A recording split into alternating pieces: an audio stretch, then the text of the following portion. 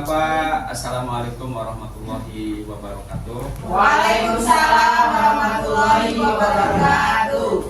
Terima kasih atas kedatangan Ibu dan Bapak di sini.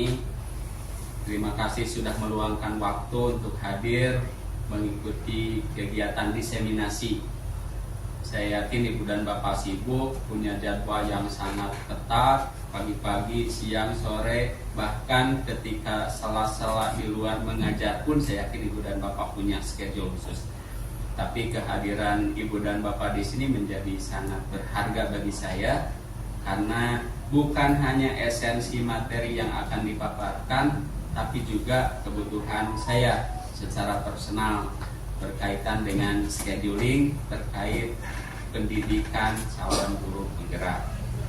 Saya bersyukur sekali Ibu dan Bapak bisa hadir dan mudah-mudahan ini menjadi kebaikan baik rencana kita, aktivitas kita, rutinitas kita sebagai pendidik maupun agenda secara kelembagaan. Karena Ibu dan Bapak yang saya usung di sini itu langsung berkaitan dengan SMA Negeri 3 tempat kita beraktivitas. Mudah-mudahan ini menjadi masukan bagi saya jika ada kekurangan, tapi juga akan menjadi feedback ke sekolah di mana saya mengajar jika ini bisa diadopsi oleh rekan-rekan. Ibu dan Bapak, ini aksi nyata implementasi budaya positif. Kita tahu kata budaya itu sudah akrab dalam komunitas kita. Budaya itu hasil cipta, rasa karsa yang sudah melekat dalam rutinitas yang kadang kita tidak sadar bahwa kita ada di dalamnya. Tapi orang yang tahu budaya itu biasanya orang yang di luar circle-nya. Oh, budaya orang Indonesia itu begini. Oh, budaya Eropa itu begini. Oh, budaya Australia itu begini. Bahkan lebih lokal lagi, budaya Sunda. Lebih lokal lagi, budaya orang Cianjur, budaya orang Sukabumi, budaya orang Garut. Dari mana kita menentukan itu budaya? Dari kebiasaan yang kadang kita nggak tahu. Nah, Ibu dan Bapak, saya memetik tema budaya positif ini sebagai narasi, sebagai penjelasan deskripsi dari modul yang dipelajari di pendidikan guru penggerak. Kata budaya seperti itu tadi, Ibu dan Bapak. Tapi sekarang budaya disandingkan dengan kata positif. Apa makna di dalamnya? Kita tahu budaya itu berkaitan dengan sesuatu yang sudah menjadi pembiasaan, dan itu belum tentu menjadi kebiasaan orang lain. Artinya ketika seseorang biasa melakukan itu, bagi orang lain yang tidak biasa, dia akan memilah ini konteksnya negatif, ini konteksnya positif. Hal yang biasa dilakukan orang, bagi saya nggak mungkin. Nah, disitulah muncul kata positif. Budaya positif apa yang akan diimplementasikan di SMA Negeri 3 Sukabumi?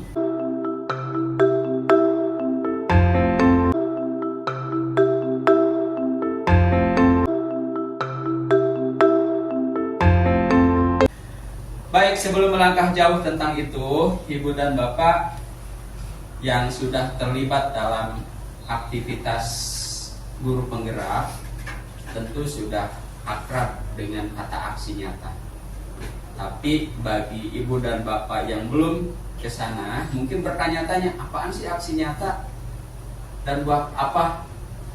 Ternyata Ibu dan Bapak, aksi nyata itu adalah aktivitas yang dilakukan ketika peserta pendidikan guru penggerak sudah menuntaskan materi pada modul.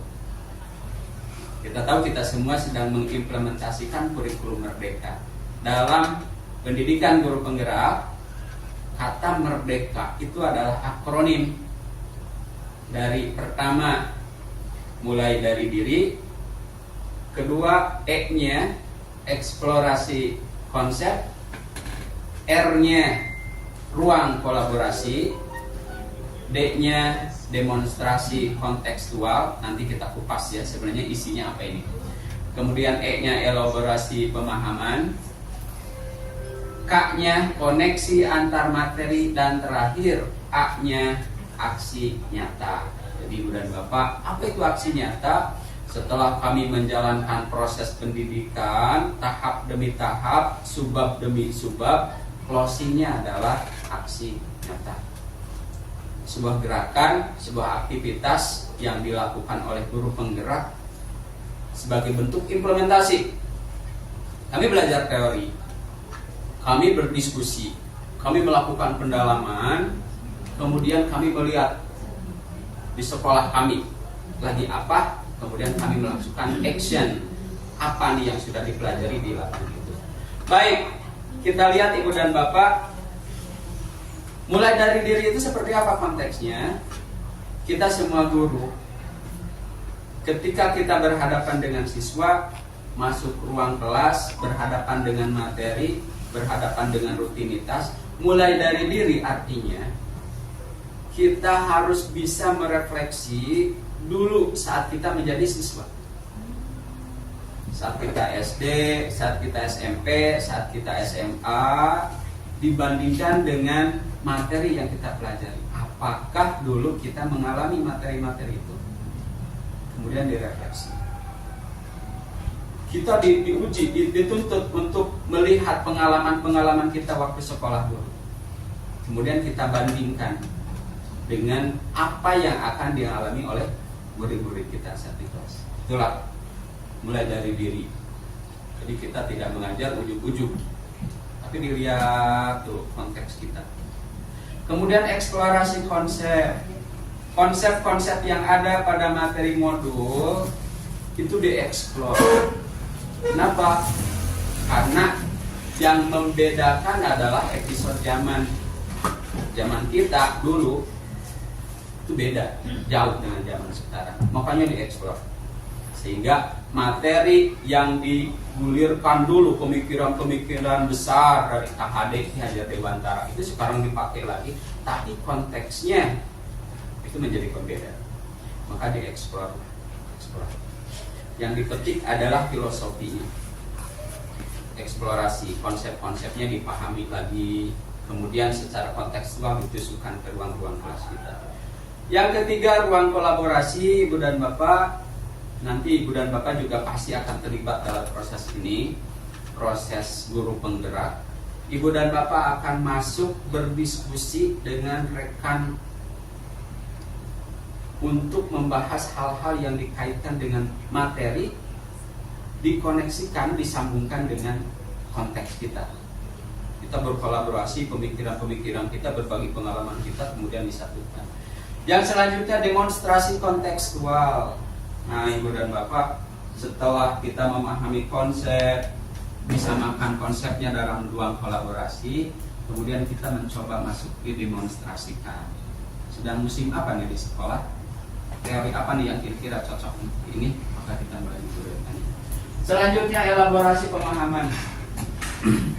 Elaborasi pemahaman, kalau tadi dieksplor, digali, sekarang dielaborate, dikembangkan. Kalau eksplor digali, Ibu dan Bapak, gali. Kalau dielaborate bisa dikembangkan. Koneksi antar materi, jadi antar bab ini kami belajar subbab ini kami ditantang untuk mencari benang merah hubungan antara materi ini. Dan terakhir, inilah yang akan kita hadapi, aksi nyata. Aksi nyata itu merupakan implementasi keseluruhan, akan jadi sangat subjektif Ibu dan Bapak. Saya aksi nyatanya akan lebih menggiring aktivitas dikaitkan dengan apa yang sedang saya pegang sekarang. Saya bahasa Inggris, maka akan digiring ke situ. Saya balik kelas, maka aksi nyata pun akan digiring ke situ, di mana saya berperan. Beda dengan yang sudah dilaksanakan oleh Bu Rini, oleh Bu Mulyani, oleh Pak Caca, yang lebih spesifik lagi mengarah pada rutinitas. Aksi nyata yang saya gulirkan di sini pun demikian. Nah, Ibu dan Bapak, selanjutnya Oh iya, makan kalau lagi ribut. oh iya, saya jelaskan. Cepat unik. Nah,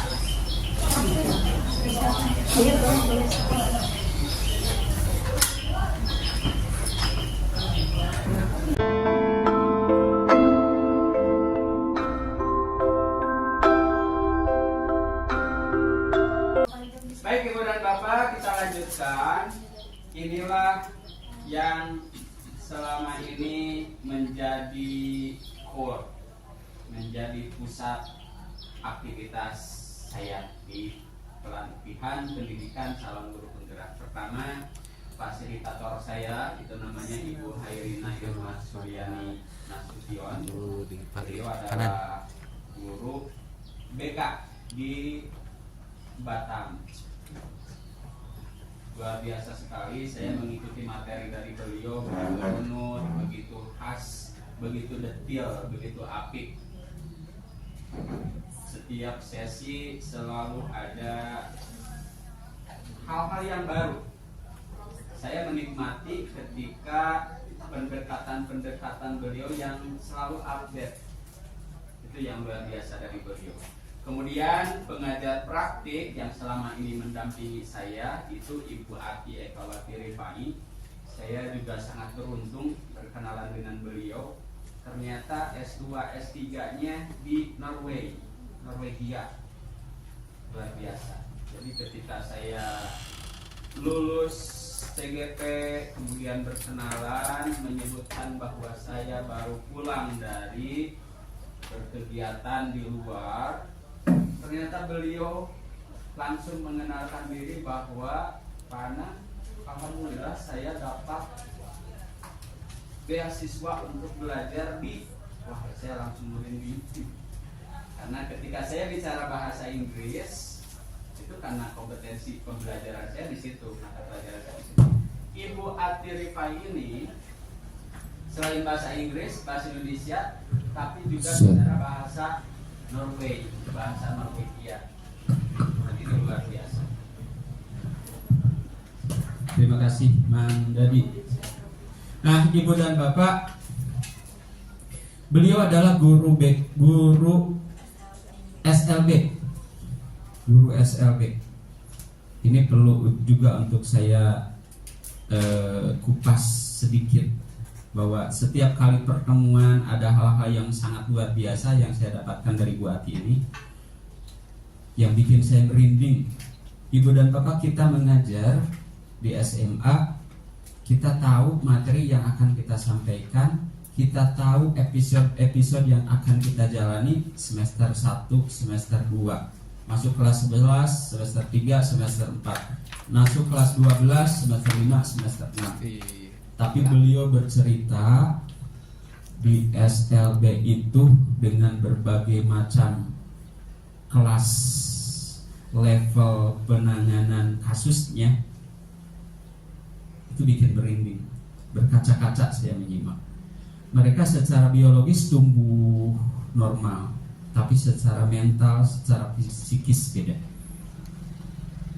Bagaimana mereka di kelas usianya usia SMP, tapi cara berpikirnya masih balita, cara berpikirnya masih jauh di bawah.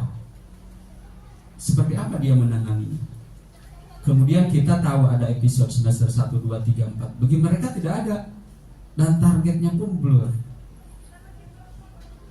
Mendampingi aktivitas kelas seperti itu, subhanallah, saya bersyukur. Saya belum tentu bisa, Mang. Tapi beliau dengan karakter yang sangat cheerful, yang sangat dinamis, yang sangat humanis bisa. Bahkan ada hal-hal yang kita tahu, Ibu dan Bapak, kalau usia SMA, desakan pertumbuhan biologisnya kan kita tahu deh, ada kebutuhan, sesuatu kebutuhan yang kita tidak bisa secara vulgar disampaikan. Sementara mereka itu mengalami dan mereka gak punya daya kontrol yang sebagus kita. Kita bisa membayangkan ya Ibu dan Bapak, mereka dewasa secara biologis, tapi dia tidak bisa kontrol apa sebenarnya yang sedang terjadi dengan dirinya. Dan banyak kejadian-kejadian unik di dalam kelas, di toilet, di WC, ya toilet WC, di kantin, di taman. Nah itu yang membuat kita harus bisa lebih introspeksi, lebih humanis dengan siswa kita. Dan yang lebih mengerikan Ibu dan Bapak, ada kejadian seperti ini. Keluarga dengan keturunan yang ya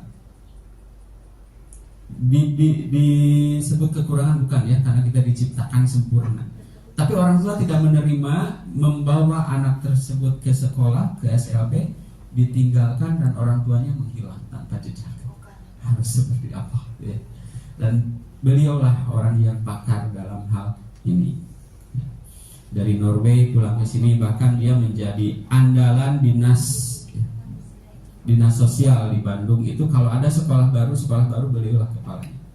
Tapi sekarang beliau dimutasi di SMA di Sukabumi, kota Sukabumi, dan beraktivitas di SLB sini. Dan yang ketiga itulah saya, fotonya 4 tahun yang lalu.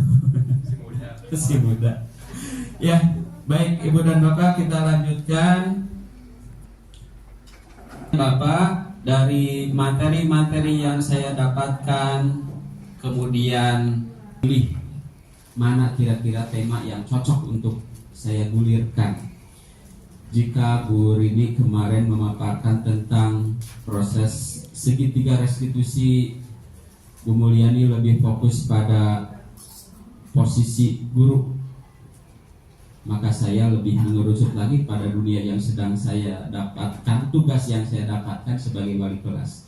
Tema yang saya usung di sini, budaya positif, membangun komunikasi positif di SMA Negeri 3 Sukabumi melalui langkah kesepakatan kelas. Ibu dan Bapak, saya sebagai wali kelas 10B, maka ini menjadi kesempatan bagi saya untuk mengimplementasikan materi yang saya dapatkan dari pelatihan pendidikan calon guru penggerak ini. Jadi alhamdulillah ketika mendapat tugas ini, melihat materi jadi nyambung, merasa diberi celah, diberi ruang saya untuk langsung praktek. Ya. Baik Ibu dan Bapak, apa itu kesepakatan kelas? Pertanyaan yang sangat perlu dikupas secara detail. Ibu dan Bapak, dari aktivitas kita di sekolah, kita ingin apapun yang kita lakukan, apapun yang kita kerjakan, itu memiliki tujuan. Dan kita semua, gurunya, muridnya bisa sama-sama bersama-sama menuju tujuan tersebut. Kita memiliki tujuan pembelajaran, kita memiliki, anak-anak ternyata juga punya tujuan. Anak-anak punya cita-cita, punya keinginan dengan rutinitas aktivitasnya. Dan yang membentengi itu, memberikan kerangka aktivitas kita agar sampai di tujuan tersebut, kita punya satu kata yang sangat sakral yang kita semua ingin itu menjadi panduan, yaitu kata disiplin.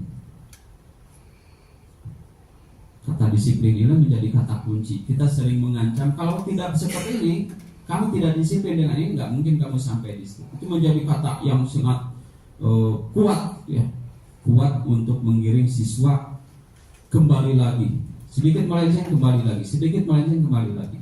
Ayo berdisiplinlah. Tapi kita bertanya, apa itu disiplin? Ini adalah Stephen R. Covey. Kita tahu bukunya begitu booming dulu waktu kita masih kuliah sepertinya, karena tahun 91 buku ini meledaknya di Indonesia.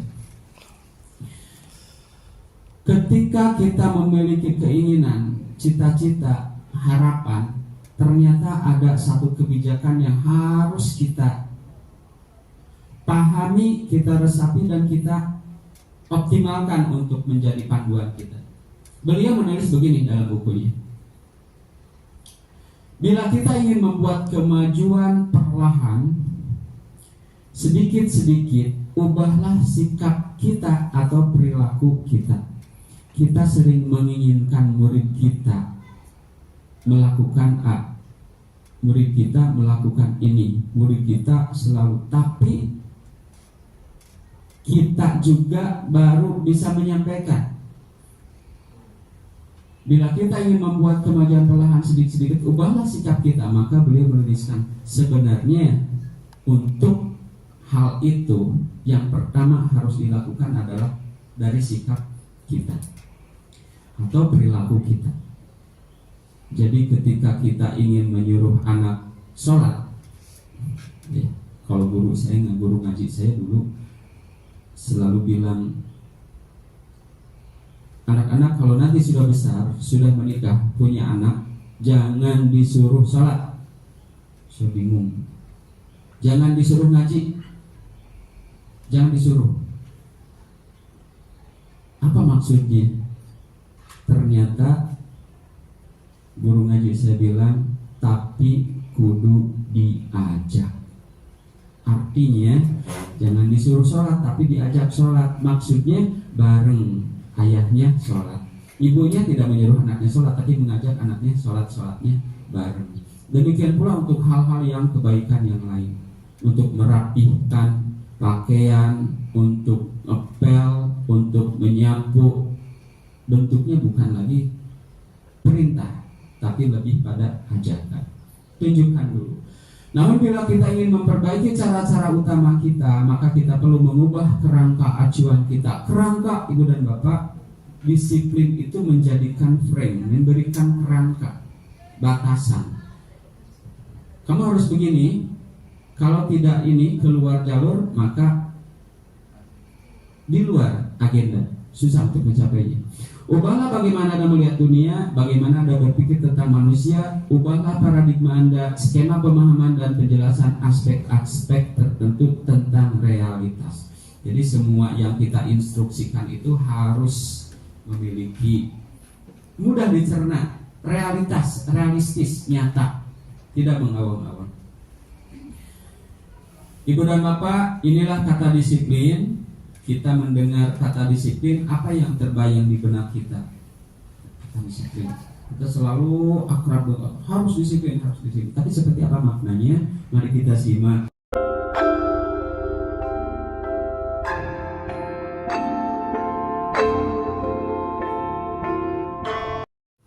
Dan dikupas sama Bu Mulyani, karena ini lebih spesifik menjadi dunia Bu Rini dan Bu Mulyani, kalau saya tidak begitu detail. Tapi Ibu dan Bapak, ini sebuah kondisi yang menjadi realitas kita semua. Bukan tugas BK saja, bukan tugas kesiswaan saja, tapi semua guru yang beraktivitas di kelas berhadapan dengan siswa ditantang untuk paham apa itu restitusi. Kalau BK kan kesehariannya dia menggali masalah siswa dan kemudian digiring masuk. Kesiswaan juga ini menjadi dunianya. Restitusi itu seperti apa? Ibu dan Bapak, hal yang mendasar, teori yang mendasar tentang restitusi yang harus kita pahami. Kita semua pasti pernah melakukan kesalahan. Pasti. Jadi ketika kita menyadari bahwa kita melakukan kesalahan, maka langkah pertama adalah bagaimana kita bisa belajar dari kesalahan tersebut, mendapatkan nilai positif. Yang namanya salah pasti negatif, tapi bagaimana kita bisa melangkah dan menarik hal positif. Kalau bahasa obrolan kita ambil hikmahnya, sama maknanya dengan kita ambil nilai positifnya. Ibu dan Bapak, restitusi itu bagaimana mengkondisikan siswa yang melakukan kesalahan, baik disengaja maupun tidak. Kemudian dia menyadari kesalahannya, kemudian dia mencari solusi untuk kesalahan yang sudah dia lakukan. Dan akhirnya dia dapat pelajaran dan kemudian dia kembali pada tracknya. Ya. Itu definisi yang globalnya. Kalau secara kalimat narasinya, restitusi adalah proses menciptakan kondisi bagi murid untuk memperbaiki kesalahan mereka. Dia sudah melakukan kesalahan, disadarkan, kemudian digiring untuk memperbaiki.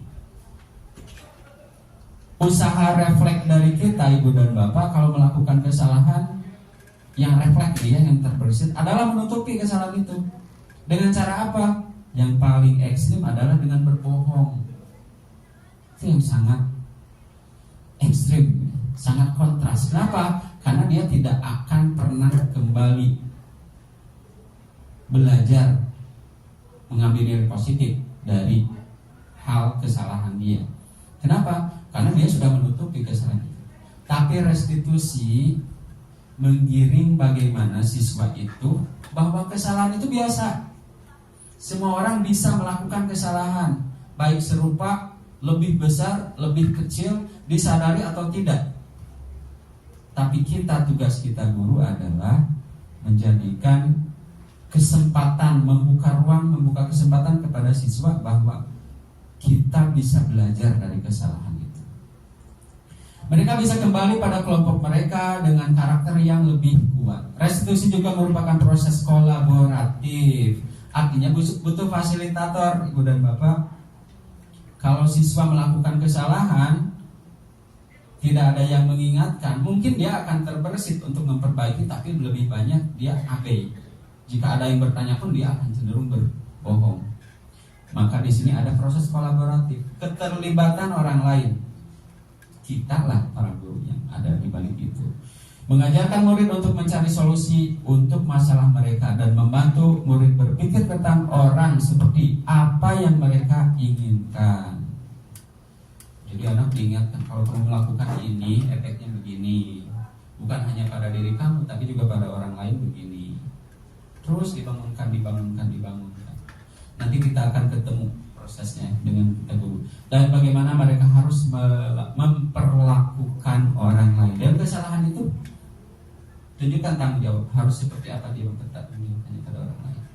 Nah, ibu dan bapak, terkait dengan restitusi tadi, kita tahu dan kita sering mencari-cari sebenarnya seperti apa nih kita harus memposisikan diri kita. Ini sudah dibahas dalam oleh Bu Mulyani sebenarnya, jadi saya tidak akan terlalu detail. 5 posisi kontrol kita sebagai guru. Ibu dan bapak, apakah kita berada di salah satunya? Dan kira-kira yang mana yang biasa kita lakukan?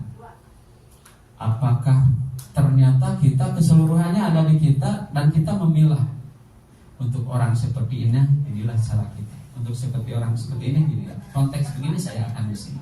Ya. Baik ibu dan bapak, kadang kita menghukum dan kadang kita kalau tidak peka dengan konteksnya, kadang kita juga merasa bersalah. Setelah diberi hukuman ternyata tidak memberikan jerak pada dia, tetap aja melakukan kesalahan, berarti kita tidak tepat. Kadang kita membuat siswa merasa bersalah, terus saja diungkap, gara-gara kamu, tahu nggak? Terus saja, dan anak merasa sangat terpojok dan tidak ada solusi. Tapi kadang-kadang disebutkan itu anak menjadi terpacu, itu kontekstual. Kadang ada yang menjadi teman. Kita juga suka akrab di kantin, di jalan, bahasa yang mereka gunakan kita juga mencoba untuk gunakan dan mereka terasa nyaman. Hanya kita juga harus kontrol pertemanan seperti apa yang kita bangun. Ada pemantau dan terakhir manajer. Seperti ini ibu, bapak, konteksnya. Seorang penghukum, ini kalimat-kalimatnya. Patuhi aturan saya atau awas. Kamu selalu saja salah. Ini kalimat-kalimat kadang refleks dan bapak, dan kadang tergantung mood kita seperti apa. Kemudian ada yang membuat merasa bersalah, seperti inilah kalimat-kalimat yang sering muncul. Ibu sangat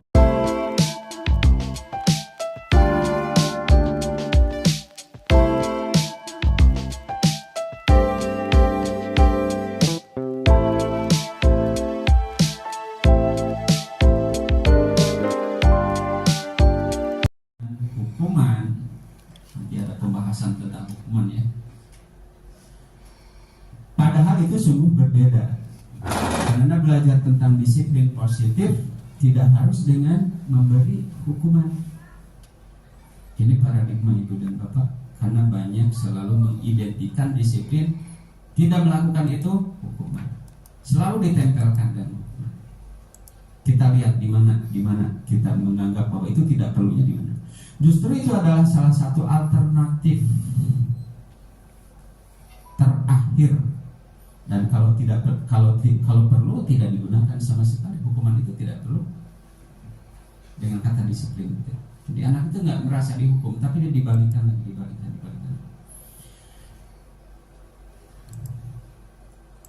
Nah, ini ibu dan bapak, kita sebagai guru sering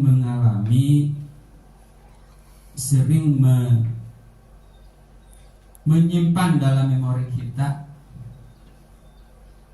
bahwa posisi kita ingin menggiring siswa melakukan ini, tidak ada yang lain, tidak ada opsi.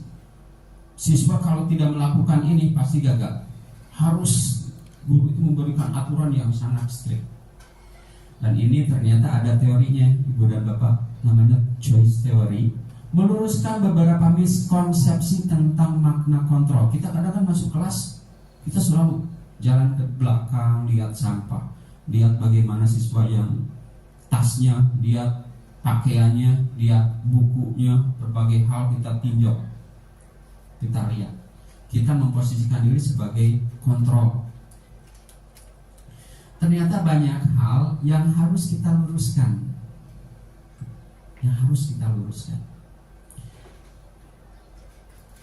Dalam pikiran kita melihat siswa di kelas 40 siswa, kita dalam pikiran kita, mereka itu punya kebutuhan yang sama. Apa kebutuhannya? Belajar. Belajar apa? Belajar mata pelajaran yang saya bawakan. Padahal faktanya ibu dan bapak, kebutuhan kita berbeda. Anak datang ke kelas, ada yang ingin benar-benar belajar bahasa Inggris, ingin dapat nilai, ingin bicaranya lebih fluent, ingin bisa menangkap orang berbicara bahasa Inggris, menangkap apa yang mereka bicarakan, ingin suatu hari pergi ke luar negeri, banyak keinginannya. Tapi di antara semua itu ada juga siswa yang asal selesai, karena saya passionnya bukan bahasa Inggris, saya sukanya science. Saya bahasa Inggris di kelas cukup hadir dan mengambil nilai aman saja. Kita memiliki kebutuhan yang berbeda. Gimana kita menjadi kontrol di situ? Itulah tantangan kita. Bagaimana kita bisa memahami siswa yang ternyata keinginannya pun tidak seperti yang guru inginkan.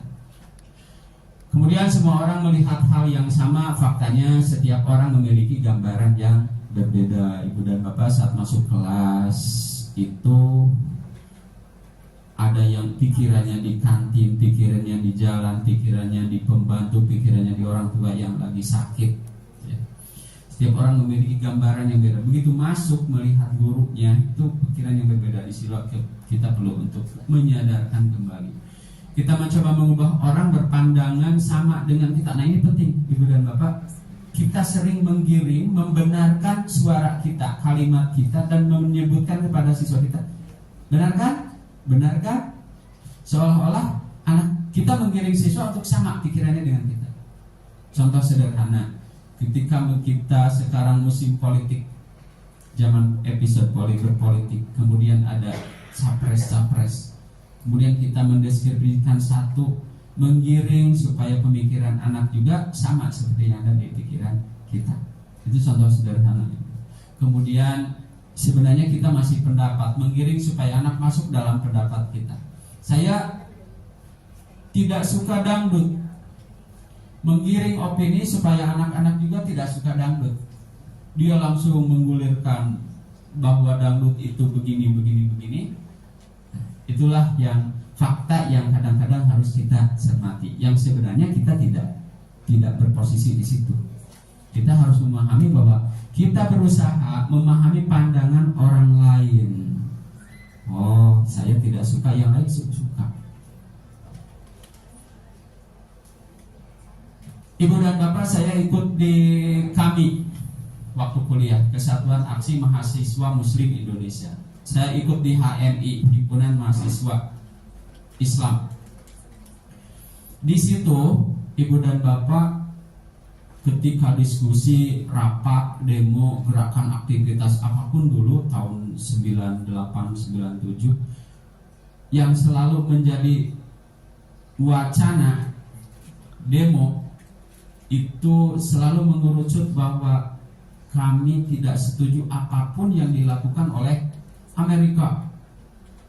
Bagaimana negara-negara Timur Tengah jadi berantem karena Amerikanya.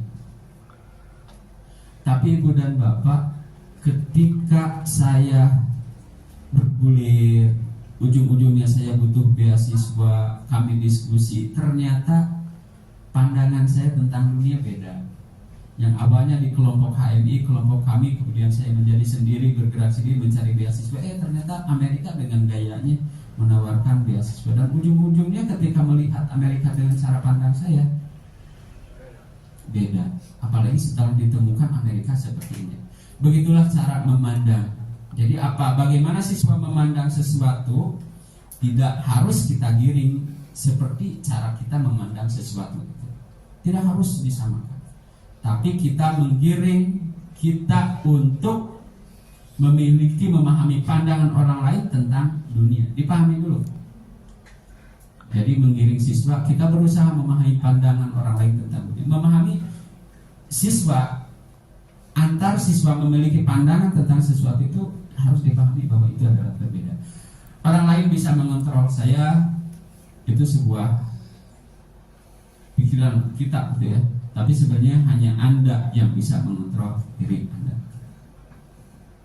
Kita seolah berperan, saya bisa mengkondisikan dia. Kita balikan bahwa sebenarnya mereka semua punya hak, punya kekuatan untuk mengkondisikan mereka masing-masing.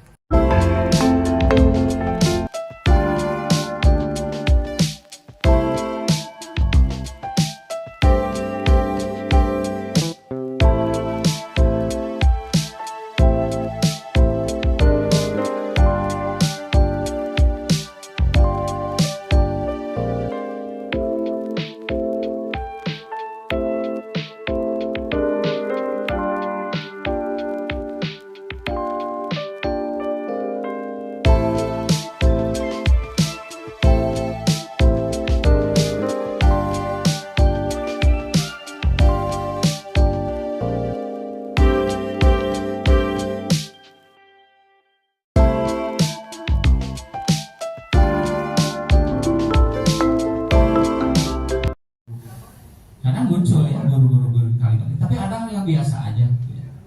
Itu mental kita yang harus dilatih. Kemudian seperti apa teman? Nah, seperti inilah ya, guru sebenarnya punya power yang kuat, tapi bahasa yang diingat, ayo bantulah demi bapak ya. Nah, seolah-olah bapak dia itu nggak mampu, tapi sebenarnya dia memberikan kesempatan. Ayo ingat, tidak bantu gimana sih?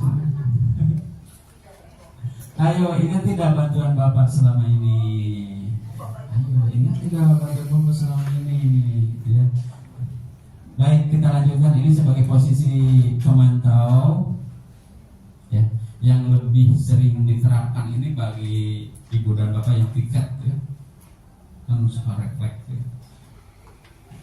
Peraturannya apa?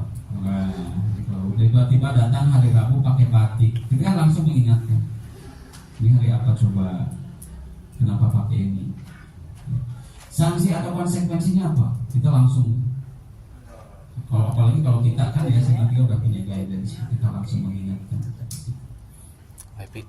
Dan ibu dan bapak, inilah posisi yang sebenarnya harus lebih universal, lebih akrab di diri kita. Posisi sebagai manajer. Guru berbuat sesuatu bersama dengan murid, mempersilakan murid mempertanggungjawabkan perilakunya. Jadi mengingat berubah itu tidak bisa instan, apalagi kalau sudah berkaitan dengan kebiasaan.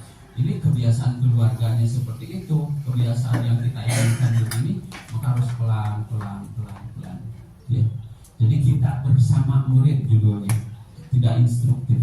Mempersilakan murid mempertanggungjawabkan perilakunya, mendukung murid agar dapat menemukan solusi atas permasalahannya sendiri, selalu ditawarkan.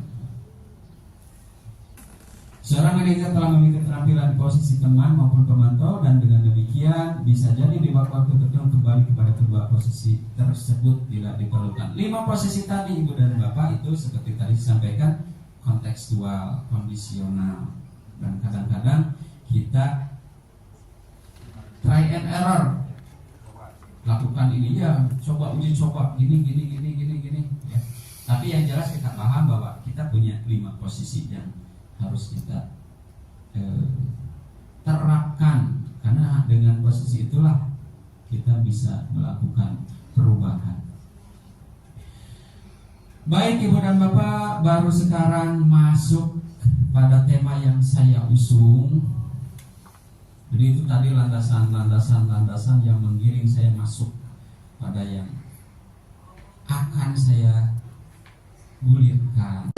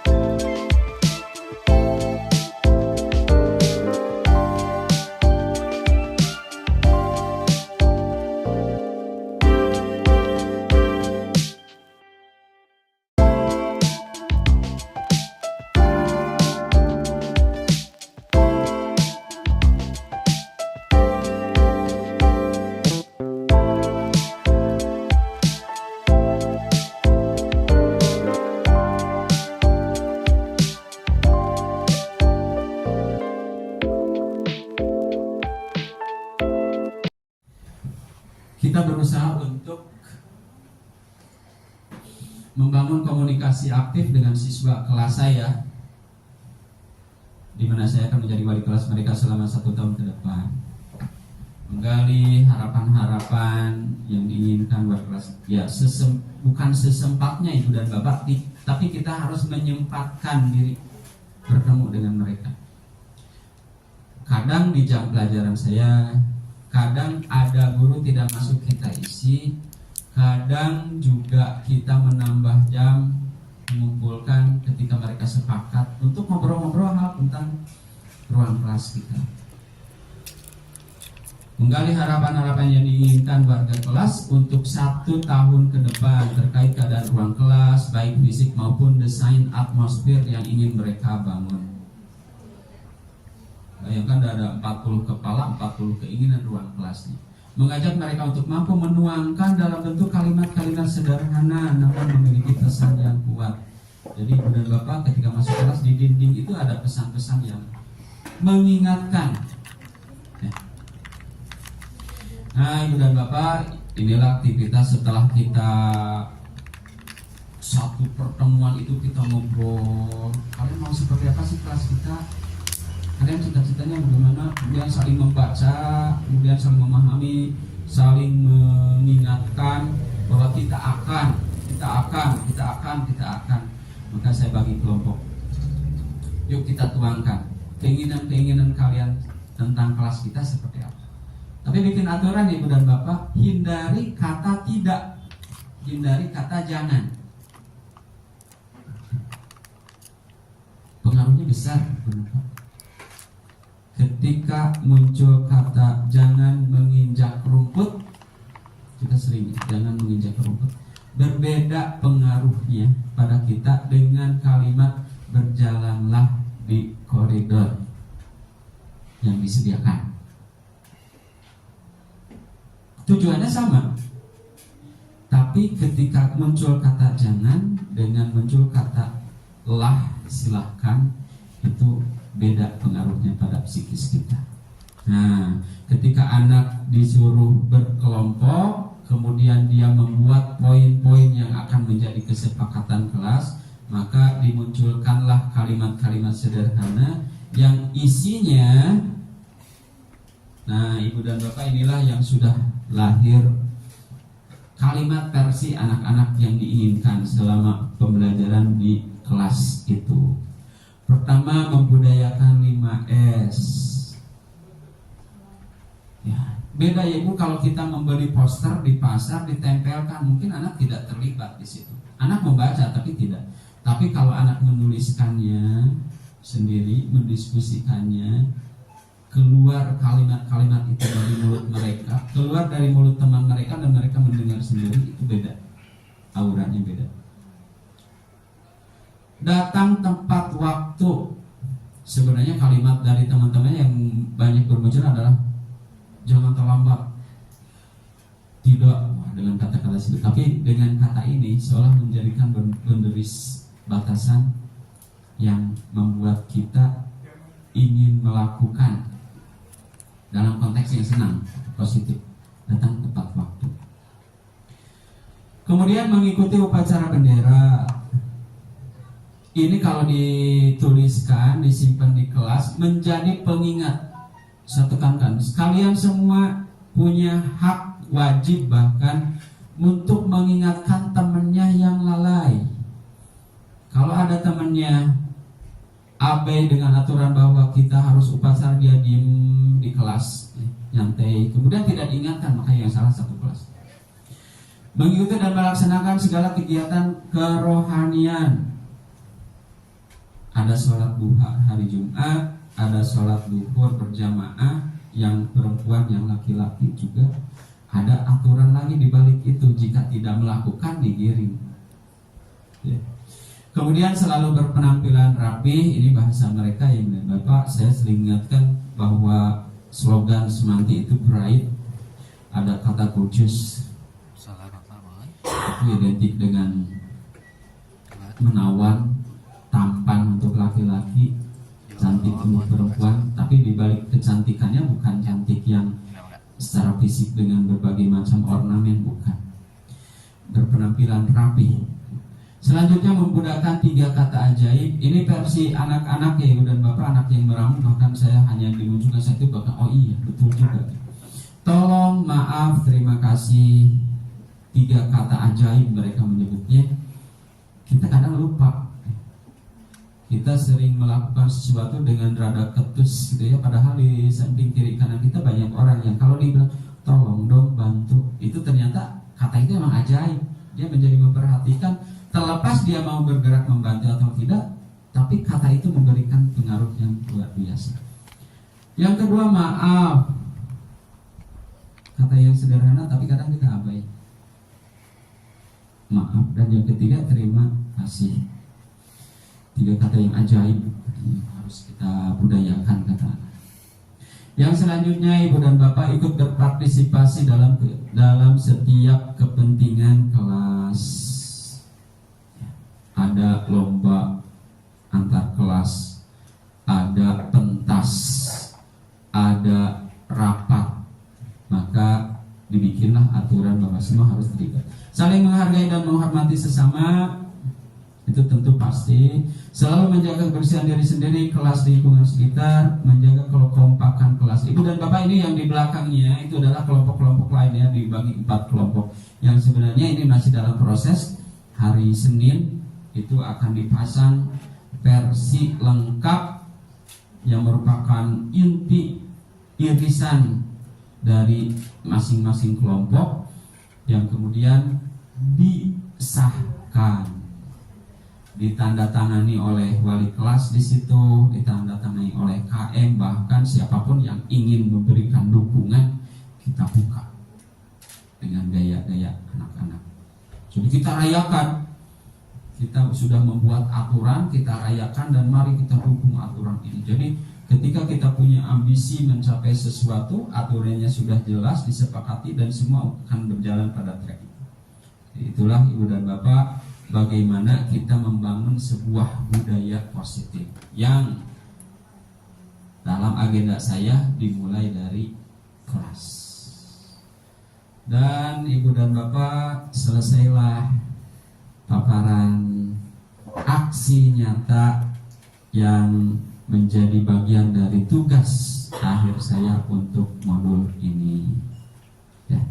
Ibu dan Bapak, spesifiknya, detailnya, kerucutnya adalah bagaimana saya bisa menjalankan rutinitas keseharian saya dengan baik, dikaitkan dengan materi-materi yang saya pelajari, yang saya dapatkan dalam pendidikan calon guru penggerak.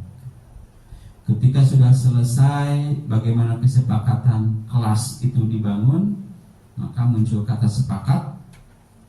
Setelah itu mari kita sahkan dan kita jalankan. Kita jalankan. Ibu dan Bapak, terima kasih sudah hadir di sini dan sudah mengikuti detail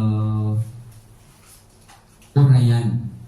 Dan saya juga mohon doa dari Ibu dan Pak, mudah-mudahan betul-betul ini menjadi apa yang saya rancang, apa yang saya agendakan, bukan hanya aturan yang kaku. Ketika saya sosialisasikan, ketika saya sampaikan, Ibu dan Bapak juga bisa menjadi bagian kontrol, mengingatkan. Perasaan pandang dulu gini deh agendanya, kenapa jadi begini? Nah, perasaan ini bagus deh, Pandang kayaknya bagus deh kalau disampaikan di yang lain.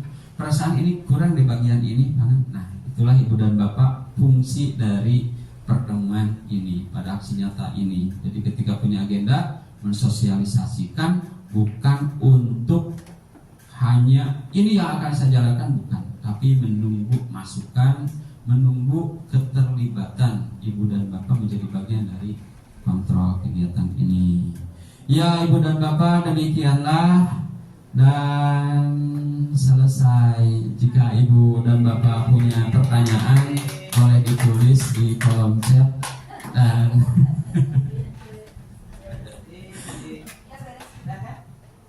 ada sesi tanya jawab nggak Bu ini? Boleh? Ya, boleh bertanya, silakan, dan boleh dengan jawabannya. Oh ya, kalau tidak ada, tidak ya. Ibu dan Bapak, terima kasih kehadirannya. Saya harus meluncur ke Bandung. Sedangkan Ibu dan Bapak nanti bisa sendiri.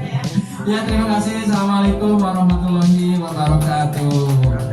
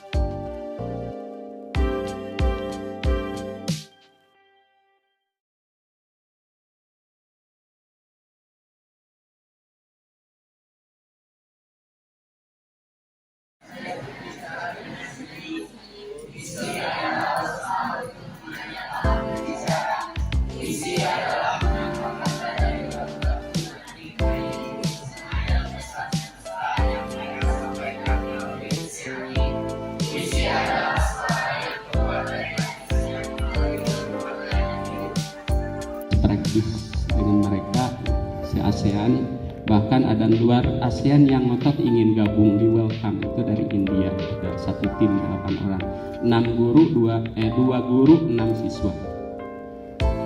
Saya hanya mengikuti rapat dan semalam rapat terakhir. Mengikutinya apa? Begitu semangat mereka bergelut dalam dunia pendidikan. Aksen India, ya, aksen Thailand, aksen Vietnam, aksen Filipina. Saya menikmati. Saya sebagai guru bahasa Inggris, ya, karena bahasa Inggris saya mungkin bagus menurut mereka. Iya, karena saya guru bahasa Inggris. Tapi mereka itu berbicara seperti itu. Ada guru fisika, guru biologi, guru kimia, guru sejarah. Kok bahasa Inggrisnya bagus?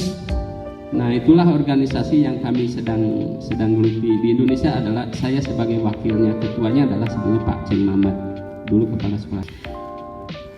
Ada satu organisasi namanya Asia, ASEAN English Integrated Studies. Di situ menggiring ibu dan bapak jangan sungkan untuk berbicara bahasa Inggris tanpa meninggalkan bahasa lokal, bukan gaya-gayaan bahasa Inggris itu. Guru biologi ngomongnya bahasa. Jadi kami punya metode, guru-guru kami, guru BK, Buati, guru Buati bisa bahasa Norwegia. Bisa masuk ke situ. Nah, itu ibu dan bapak komparasi dari Aceh ke Jakarta. Sebenarnya tiket saya sudah ada 2 menunggu. Mana mau diambil gak, ini mau closing. Itu ke Bali. Di sana sedang ada pelatihan dan nama saya sudah berderet gitu. Saya nggak dulu deh terlalu sering mengingatkan. Ibu dan bapak aktif di komunitas. Nanti mungkin para PP akan menyampaikan esensi dari komunitas itu. Disebut mencari penghasilan tiket ke sana kemari itu bisa diambil, bisa enggak. Tapi kalau udah merasa kita esensinya karena asik sih kemana-mana gitu gratis, sebenarnya enggak juga, meninggalkan keluarga dan pulang dengan tangan hampa gitu ya, karena yang digratiskan tiket doang gitu ya. Yang jajan ini itu kadang kita mengeluarkan, tapi kementerian rupanya tahu diri. Paling berapa hari? 4 hari. Ya udah, nanti ya nomor rekeningnya. Alhamdulillah cair juga. Baik Ibu dan Bapak, saya sekali lagi beribu-ribu terima kasih pada Ibu dan Bapak, kami yang Bu Rini, Bu Mulyani, Pak Caca yang mengusulkan nama Ibu dan Bapak. Tentu kami konfirmasi juga, senang tidak ragu lagi untuk bisa berkolaborasi dengan kami. Ya, berkolaborasi artinya tidak menjadi kami minta bantuan, enggak. Saya belajar juga pada Ibu dan Bapak. Kita dalam satu lembaga yang besar, butuh energi yang besar. Itu barangkali Ibu dan Bapak, saya berdirinya sebagai CGP, kalau tadinya sebagai MC. Kita Ibu dan Bapak akan dibagi, ada yang di ruang kelas yang lain. Ibu dan Bapak terima kasih banyak. Tidak berakhir di sini, tapi kita akan terus beraktivitas ke depan. Sekolah penggerak hidup karena ada guru penggerak. Guru penggerak sebenarnya hidup karena ada ibu dan bapak yang sudah siap untuk juga bergerak. Jadi semuanya bergerak bersama-sama. Gerak-gerak gitu ya. Ya, terima kasih ibu dan bapak. Sepertinya foto saya sudah cukup banyak. Terima kasih buat ibu sesiriannya semua. Ibu dan bapak tambah lagi ya informasi dikit nggak apa-apa. Saya itu baru tahu saya diseleksi ya di Amerika. Orang Argentina yang nepuk bahu saya. Istri saya sebenarnya udah tahu, tapi istri saya nggak mau ngasih tahu. Istri saya kalau saya dengar cerita waktu SMP, SMA, saya sudah